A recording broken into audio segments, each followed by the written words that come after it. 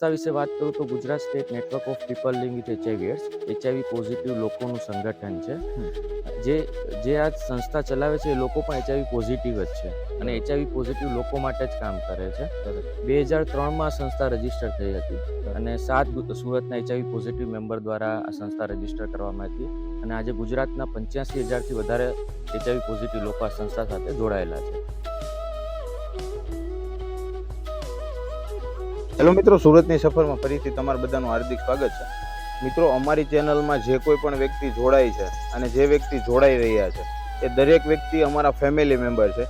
અમારી YouTube channel, Instagram channel તેમજ ફેસબુકના page પર જે વ્યક્તિ છે એ દરેક વ્યક્તિ અમારા ફેમિલી મેમ્બર છે અને ફેમિલી મેમ્બર તરીકે હું તમને એક રિક્વેસ્ટ કરું છું કે અમારી ચેનલ દ્વારા જે કોઈ પણ વ્યક્તિ જોડાય છે ને તે વ્યક્તિ અમારા વિડીયો અને રીલ્સ વધારેમાં વધારે શેર કરે, જેથી દરેક વ્યક્તિ સુધી પહોંચી શકે. અને આપણે માનવી છીએ તો માનવીની મદદ કેવી રીતે કરી શકીએ આવા અવારનવાર વિડીયોની સાથે તમે બના રહેજો. અને આ રીલ્સમાં હું તમને એવું બતાવવાનો છું કે એક આશ્રમ છે જ્યાં 25થી વધારે દીકરીઓ જે અનાથ છે, જેમના પિતા નથી, તો આ ટાઈપની દીકરીઓની સેવા કરે છે. તો આશ્રમના આપણે સંચાલન કરતા વ્યક્તિ સુધી પહોંચી શક્યા છે. એમની પાસેથી જાણીએ આશ્રમની વધારે વિગત. તો આ વિડીયોને વધારેમાં વધારે શેર કરજો, જેથી દરેક વ્યક્તિઓ આ મદદ કરી શકે અને આ વિડીયોના માધ્યમથી આ આશ્રમ સુધી પહોંચી અને પોતાની રીતે મદદ કરી શકે. તો આપણે આ જે આશ્રમ છે અને જે આ સંસ્થા ચલાવે છે, તો કઈ સંસ્થા આશ્રમ ચલાવે છે અને કેટલા ટાઈમથી આશ્રમ આપણે ચાલીએ? નમસ્તે મિત્રો, મારું નામ રાજેશ કાલાવડિયા છે. હું આ પ્રોગ્રામ મેનેજર છું. સંસ્થા વિશે વાત કરું તો Gujarat state network of people living with HIV ads HIV positive લોકોનું સંગઠન છે. જે આ સંસ્થા ચલાવે છે એ લોકો પણ એચઆઈવી પોઝિટિવ જ છે અને એચઆઈવી પોઝિટિવ લોકો માટે જ કામ કરે છે. 2003માં આ સંસ્થા રજીસ્ટર થઈ હતી અને 7 સુરતના એચઆઈવી પોઝિટિવ મેમ્બર દ્વારા આ સંસ્થા રજીસ્ટર કરવામાં હતી અને આજે ગુજરાતના 85,000થી વધારે એચઆઈવી પોઝિટિવ લોકો આ સંસ્થા સાથે જોડાયેલા છે. સંસ્થા છે ગુજરાત, રાજસ્થાન અને મધ્યપ્રદેશ 3 રાજ્યોમાં પણ આપણે કામગીરી કરી રહ્યા છે. સંસ્થાનો મુખ્ય જે હેતુ છે એચઆઈવી પોઝિટિવ લોકોની જીવન જીવવાની ગુણવત્તામાં વધારો કરવો, એ એનો મુખ્ય હેતુ છે. આશ્રમની વિશેની વાત કરીએ તો 2009માં ગુજરાત રાજ્યના સમાજ સુરક્ષા વિભાગ દ્વારા આ જે બાળગૃહ છે, ખાસ બાળગૃહ, એની અમને મંજૂરી મળી હતી સંસ્થાને અને ત્યારથી અમે આ ખાસ બાળગૃહ ચલાવીએ છીએ. આ ખાસ બાળગૃહમાં એચઆઈવી પોઝિટિવ દીકરીઓ જે જરૂરિયાતવાળી છે, જરૂરિયાતમંદ છે, અનાથ છે, એમના માતા પિતા બેમાંથી કોઈનું ડેથ થઈ ગયું છે અને એવા ઘણી બધી દીકરીઓ કે જે માતા પિતા છે પણ એનું ફેમિલી એને એનું ભરણ પોષણ કરવા માટે કે એની મેડિકલ કેર કરવા માટે સક્ષમ નથી. એવા દીકરીઓને અમે અહીંયા રાખીએ છીએ. હાલમાં સંસ્થામાં 31 દીકરીઓ છે અને જે અહીંયા એમનું રહેવાનું, જમવાનું, શિક્ષણ, આરોગ્ય જે છે, કૌશલ્યવર્ધન છે, એમની અમે સંભાળ રાખીએ છીએ. સરસ. તો જે કોઈ પરિવાર જે વ્યક્તિઓને એક્સેપ્ટ નથી, મતલબ કે આ બાળકો છે એમનું શિક્ષણ છે, એમની દરેક જવાબદારી લેતો આ સંસ્થા છે, તો મિત્રો વધારેમાં વધારે આ રીલ્સને શેર કરજો, જેથી દરેક વ્યક્તિ સુધી પહોંચી શકે.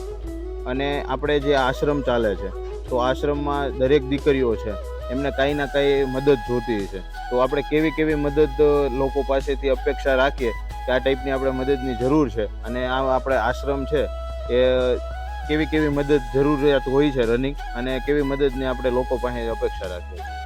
ખબર જ હશે કે એચઆઈવી પોઝિટિવ કોઈ પણ વ્યક્તિ હોય એમનું એ એચઆઈવીનો જ્યારે એને વાયરસનો એમને ચેપ લાગે છે ત્યારે એમની જે સારવાર છે એ આજીવન સારવાર લેવાની હોય છે. એની દવા પણ એમને રોજે રોજ આજીવન લેવાની હોય છે, ડેઇલી મેડિસિન. તો આ જે બાળકો છે એમને હજુ એટલી બધી ખ્યાલ નથી હોતો કે મારે ભાઈ દવા શા માટે લેવી જોઈએ કે કઈ રીતે. તો અમારા દ્વારા એમના આરોગ્યની વિશેષ કાળજી રાખવામાં આવે છે.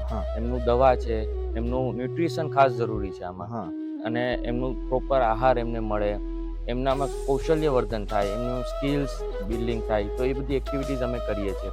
હાલમાં જે એમના શિક્ષણને રિલેટેડ હોય, એમના આરોગ્યને રિલેટેડ હોય, તો એવા ખર્ચાઓ પણ સંસ્થા ઉપર આવે છે. તો મોસ્ટ ઓફ અમને એવા ખર્ચાઓની વધારે જરૂરિયાત હોય છે. અને બીજું કે અમે એક આ જે જગ્યા તમે જોઈ રહ્યા છો એ ભાડા ઉપર ચલાવીએ છીએ.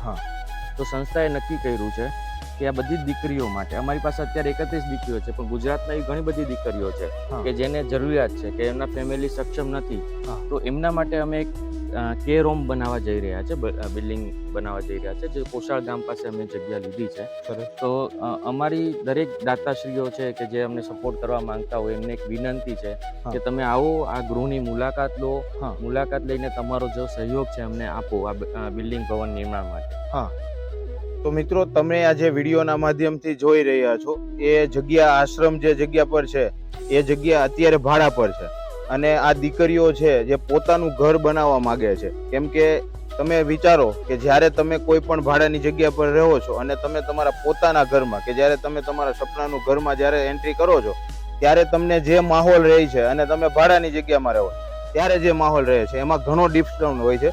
તો આ આશ્રમ જે છે અત્યારે ભાડાની જગ્યા પર છે, અને હવે જે કોસાડ ગામ છે ત્યાં આપણે એક જગ્યા લઈ અને ત્યાં આપણે પોતાના દીકરીઓનો જે ઘર બનાવવા માટે ત્યાં જગ્યા લીધેલી છે. તો વધારેમાં વધારે સપોર્ટની જરૂર છે, અને જે જગ્યા છે એ ઘરની જગ્યા થઈ અને પોતાના દીકરીઓને ઘરનું ઘર મળી રહે તે માટે તમે મદદરૂપ બનો. ડિસ્પ્લે પર હું તમને જે રીતે મદદ થઈ શકે તે રીતે ઓનલાઈન છે, બેંક ટ્રાન્સફર છે, દરેક વસ્તુની ડિટેલ્સ હું તમને ડિસ્પ્લે પર આપી દઈશ.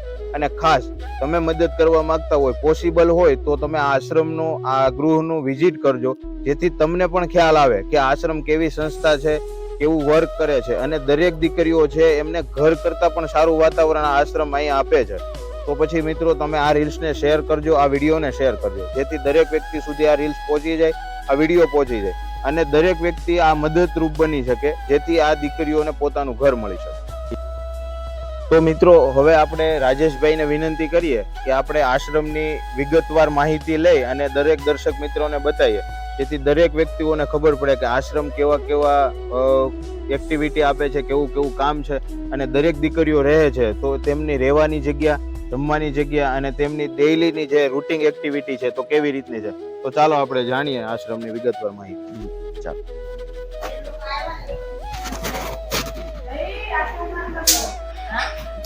હા, આશ્રમની ટોટલ અહીંયા દીકરીઓ આપણે રહે છે. હા. એમની રૂટીન એક્ટિવિટીઝની હું વાત કરું તો અહીંયા દૈનિક દિનચર્યા છે, હું તમને એ બતાવું છું. સવારે જ્યારે 5 વાગે દરેક દીકરીઓ ઉઠે છે, ત્યાર પછી એમની દૈનિક ક્રિયા કમ્પ્લીટ કરીને સ્નાન અને કરીને સવારના પોરમાં એક ગરમ દૂધને નાસ્તો એમને આપવામાં આવે છે. હા. શાળાની તૈયારી કરવામાં આવે છે. પછી સવારે એમનો ARTનો દવાનો સમય હોય છે, હા. તો એમને ARTની દવા આપવામાં આવે છે. પછી જે સ્કૂલો, સવારની શાળા હોય જે દીકરીઓની, એ ત્યાં શાળાનો સમય છે. ત્યાર પછી બપોરનું ભોજન આપવામાં આવે છે. બપોરે ભોજન પછી આરામ છે, ટીવી અને મનોરંજનની એક્ટિવિટીઝ છે, એમનું જે દૈનિક ગૃહ કાર્ય હોય, હોમવર્ક, એ કરાવવામાં આવે છે. પછી સાંજનો નાસ્તો હોય છે, સાંજે રમતગમત હોય છે, ત્યાર પછી યોગા અને કસરતની પ્રક્રિયા છે, અને સાંજની ARTની દવાનો સમય હોય તો એ આપવામાં આવે છે. ત્યાર પછી સાંજનું ભોજન હોય છે, રીડિંગ હોય છે, વાંચવાનું એમનું જે પણ હોય, અને ત્યાર પછી ટીવી, મનોરંજન, અને સાંજે રાતના 10 વાગે જે છે એ દીકરીઓ એમની શયન તરફ આગળ વધે છે. દર્શક મિત્રો તમે જે જોઈ રહ્યા છો એ બેનરમાં દરેક વિગત છે, જે દીકરીઓની દિનચર્યા, જે આખે મતલબ દિવસ દરમિયાન જે કંઈ પણ પ્રકૃતિઓ કરે છે, દરેક વસ્તુઓની એક્ટિવિટી આ બેનર દ્વારા તમે જોઈ શકો છો. હવે આપણે એ પછીની જ્યારે આપણે મતલબ આશ્રમની મુલાકાત લઈએ તો આપણે જઈએ એમના જે પૂજા ગૃહ છે, તો પૂજા ગૃહ તરફ જઈએ કે દિવસની જે શરૂઆત થાય છે તો આરતી છે, પૂજાથી ચાલુ થાય છે. તો ચાલો. અહીંયા એક દીકરીઓ દ્વારા જ બનાવવામાં આવેલું છે આ જે મંદિર છે. એમાં એમની સવારના પોરમાં એ લોકો પ્રાર્થના કરે છે, અને દિવસની શરૂઆત ભગવાનને યાદ કરીને દીકરીઓ દ્વારા જે પ્રાર્થના કરવામાં આવે છે. હા, બરોબર. હું તમને ARTનો રૂમ પણ બતાવું છું. હા. આ જે છે એ સ્પેશિયલ દવાનો કબાટ છે. હા. આમાં તમે જોશો તો દીકરીઓના વાઇઝ એમના નામ પ્રમાણે એમની દવાઓ રાખવામાં આવી છે. દીકરી એમને દવાનો જે સમય છે એ રેગ્યુલર સમય જે હોય છે, જે સવારે 7 વાગે હોય તો 7 વાગે જ લેવાનો હોય છે. તો એ સમય પ્રમાણે દીકરીઓને અહીંયાથી અમારા જે કેર હોમના જે સંચાલક મેડમ છે એ એમને દવાઓ પણ આપે છે. તો ફેમિલી જે જવાબદારી નથી નિભાવી શકતી એવી જવાબદારી આશ્રમના સંચાલકો નિભાવી શકે છે. કેમ કે આ એક એવી બીમારી છે કે જેમાં રૂટીન ડેઈલી કે જ્યાં સુધી દવા છે એ રૂટીન લેવી પડે છે, કે ભાઈ સવારે 7 વાગ્યાનો જે લોકોને સમય હોય છે એમને 7 વાગ્યે દવા આપવાની ફરજિયાત હોય છે. તો આ જે જવાબદારી છે એ એક બહુ અમૂલ્ય જવાબદારી છે અને દરેક વ્યક્તિઓ આ ટાઈપની જવાબદારી નથી નિભાવી શકતા. ત્યારે આ આશ્રમના જે સંચાલન કરે છે દરેક વ્યક્તિ આ ટાઈપની જવાબદારી પૂર્વક દરેક વ્યક્તિઓને અને દરેક દીકરીઓને પોતાની દીકરી છે એવી રીતે આ જે આ સેવાનું કાર્ય કરે છે, તો આ લોકોને સપોર્ટ કરજો. હવે હું તમને દીકરીઓના જે રૂમ છે હા. એ તરફ તમને બતાવીશ કે એમને આપણે આશ્રમની વિઝિટ કરાવતા કરાવતા જ્યારે આ દીકરીઓ પોતાના મસ્તીમાં જ્યારે રમી રહી છે તો તમે જોઈ શકો છો દરેક દીકરીઓ પોતાના ઘરે જેવી રીતે ખુશ રહી શકે છે એનાથી પણ વધારે અહીંયા ખુશી મળે છે દીકરીઓ. હવે હું તમને જે આ કબાટ તમે જોઈ રહ્યા છો આમાં દરેક દીકરીઓ પ્રમાણે એમનો જે સામાન હોય છે એ આપણે રાખીએ છીએ. અહીંયા તમે જોશો કે કબાટ ઉપર જે તે દીકરીઓના નામ પણ છે. આ દરેક દીકરીઓના પોતાના પ્રાઇવેટ લોકર છે, મતલબ પોતાનો પર્સનલી કોઈ પણ સામાન છે તો આમાં રાખી અને પોતે એ લોક કરીને રાખી શકે છે. તમે જોઈ શકો છો આમાં દરેક દીકરીઓ કેટલું પરફેક્ટ રીતે મતલબ પોતાનો સામાનને સેટ કરીને રાખી શકે છે. આશ્રમની વધારે વિઝિટમાં આપણે જો જોઈએ ને તો હવે આપણે દીકરીઓના રૂમ તરફ જઈએ અને દીકરીઓના રૂમ કેવી રીતે લોકો સેટ કરીને અહીંયા દીકરીઓ રાખે છે. તો ચાલો આ રૂમમાં. આ દીકરીઓના રૂમ છે એમાં તમે જોઈ શકો છો કે એક જે પલંગ છે એના પર 2 દીકરીઓ રહે છે અને નીચે એમનો જે સામાન છે એ પણ અહીંયા એ લોકો રાખે છે તમે વ્યવસ્થિત રીતે ગોઠવીને. એમની રૂટીન્સ માટેનો જે હોય એ સામાન છે. દીકરીઓને રહેવા માટેની સારામાં સારી સુવિધા આશ્રમમાં છે.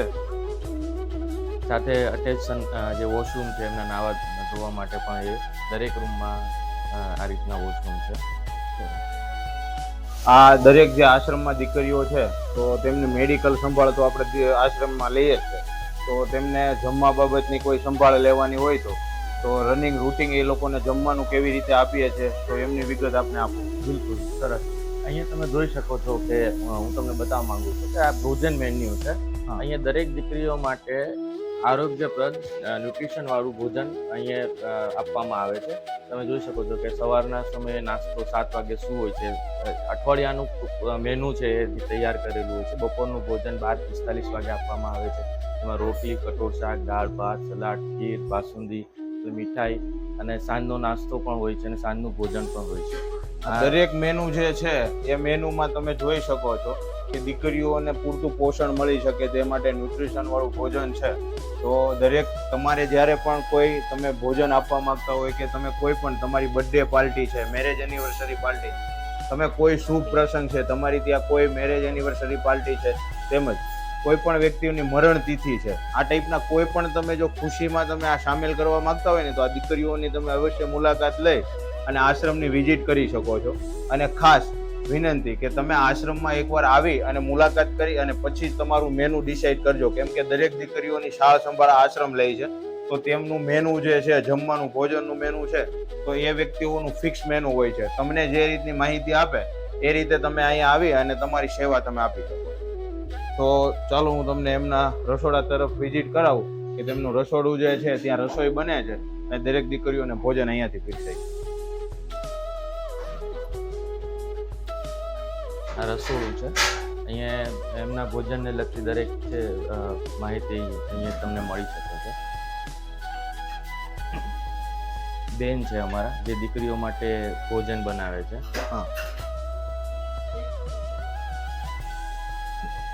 આપણે જે દીકરીઓ માટે રોજે રોજ ભોજન બનાવો છો એના વિશે તમે કંઈ કહેવા માંગતા હોય કઈ રીતનું હોય છે? છોકરીઓનું મનપસંદ ક્યારેક ખાવું હોય બનાવીને આપે, મેનુ પ્રમાણે બનાવે. દરેક દીકરીઓની સેહતનું ધ્યાન રાખી અને દીકરીઓના પણ શોખ હોય છે. દીકરીઓને પણ ક્યારેક એવું હોય છે કે ભાઈ મને આ ઈચ્છા છે, કારણ કે જ્યારે કોઈ વ્યક્તિઓની ઈચ્છા છે તો એમના વિરુદ્ધ જઈ નહીં શકીએ. ત્યારે આ જે આપણે અહીંયા માસી જે સંચાલન કરે છે તો એ દીકરીઓને અનુરૂપ જે કોઈ પણ વસ્તુનું ભોજન છે તો દીકરીઓ જેવું કે એ ટાઈપનું ભોજન બનાવી અને પીરસી દે છે. તો આપણે આશ્રમની વિઝિટ તો કરી, પણ જે અહીંયા રહે છે એ દીકરીઓની જ્યારે વાત કરીએ ને તો આપણે એક બેન છે એમની સાથે વાત કરીએ કે કેટલા સમયથી અહીંયા રહે છે, તેમનો અનુભવ પોતાનો શેર કરે એટલે તમને પણ ખ્યાલ આવે કે આશ્રમ એમની સાળ સંભાળ કેવી રીતે રહે છે. બેન, તમે અહીંયા કેટલા સમયથી રહો છો? હું અહીંયા 13 વર્ષથી રહું છું. હા, બરોબર. 13 વર્ષથી આ બેન અહીંયા રહે છે. 13 વર્ષમાં તમને અહીંયા રહેવાની કેવી મજા આવે છે? લોકો તમારી સાળ સંભાળ, આશ્રમના જે વ્યક્તિઓ છે કેવી સાળ સંભાળ લે છે? અમારી સાર સંભાળ બહુ સારી રીતે કરે છે. અમારા ન્યુટ્રિશન પર ધ્યાન રાખવામાં આવે છે, અમારા હેલ્થ પર ધ્યાન રાખવામાં આવે છે. અમને અહીંયા બધી જ વસ્તુ મળી રહે છે. અમને જે જોતું હોય તે બધી અમારી ઈચ્છાઓ પણ અહીંયા પૂરી થાય છે. બરાબર છે. તો આ આશ્રમ થકી તો કોઈ વસ્તુની બાકી રહેવા જ નથી દેતા. જો કે સાર સંભાળથી લઈ ન્યુટ્રિશનથી લઈ દરેક વસ્તુ મેડિકલ છે. તો તમારે એક કામ કરવાનું છે, આ દરેક દીકરીઓને પોતાના ઘરની જે જરૂરિયાત છે ને એ વહેલામાં વહેલી તકે આપણે કેવી રીતે પૂરી કરી શકીએ. તો આ વિડીયોના માધ્યમથી જે તમે આ આશ્રમ જોયો છે, આ દીકરીઓની વાત પ્રમાણે તમે જોવો છો કે જે સાર સંભાળ રાખે છે, તો વધારેમાં વધારે આપણે આ લોકોને મદદરૂપ કેવી રીતે થઈ શકે, તો એમની જો ખાસ વિનંતી કરીએ ને તો આ વસ્તુ, આ વિડીયોને શેર કરજો. તમે જે કંઈ પણ મદદ કરવા માંગતા હોય મદદ કરજો, જેથી આ દીકરીઓને પોતાનું ઘર વહેલામાં વહેલી તકે મળી જાય. ફરીથી તમને એક વિનંતી કરવા જઈ રહ્યો છું કે આપણે રાજેશભાઈએ આ પૂરેપૂરા આશ્રમની તમને વિગતવાર માહિતી આપી છે. દરેક દીકરીઓની કેવી રીતની સાર સંભાળ લે છે એ તમને જાણકારી આપી છે. તો આશ્રમમાં જે અત્યારે તમને આખો આશ્રમ બતાવ્યો ને એ જગ્યા રેન્ટ પર છે, ભાડેથી છે. તો આ દીકરીઓને પોતાનું ઘર મળી રહે તે માટે તમે મદદરૂપ બની શકો તો મદદ કરજો, અને મદદરૂપ ના બની શકો ને તો તમારે આ વિડીયોને શેર કરવાનું તો ભૂલવાનું જ નથી. અને દરેક વ્યક્તિ સુધી આ રીલ્સ પહોંચી જાય કે આ વિડીયો પહોંચી જાય, તો જે વ્યક્તિ મદદ કરવા માંગે છે ને એ વ્યક્તિ આ આશ્રમ સુધી પહોંચશે અને આ દીકરીઓને પોતાનું ઘર મળી રહેશે. તો દરેક વ્યક્તિ છે એ મદદ ના કરી શકે એવું ના બની શકે, કેમ કે વિડીયો તમે શેરિંગ કરો છો ને એ પણ તમારા માટે મોટી મદદ છે. તો મિત્રો ખાસ વિનંતી છે કે તમે આ વિડીયોના માધ્યમથી જે આશ્રમને વિઝિટ કર્યો છે તો આશ્રમની મુલાકાત કરજો પોસિબલ હોય તો, અને ના હોય તો ડિસ્પ્લે પર તેમનો કોન્ટેક્ટ નંબર આપેલો છે. વધારે વિગત તમને તેમાંથી મળી જવાની છે. અને તમે ફૂલ નહીં પણ ફૂલની પાકડી જો આપવા માંગતા હોય ને તો હું ડિસ્પ્લે પર તેમનું આખું જે બેંક ડિટેલ છે, તમે ઓનલાઈન કેવી રીતે ટ્રાન્ઝેક્શન કરી શકો છો, દરેક ડિટેલ્સ આપી છે. તમે થોડી ઘણી મદદ કરશો ને તો આ દીકરીઓને પોતાનું વહેલામાં વહેલી તકે ઘર મળી જશે.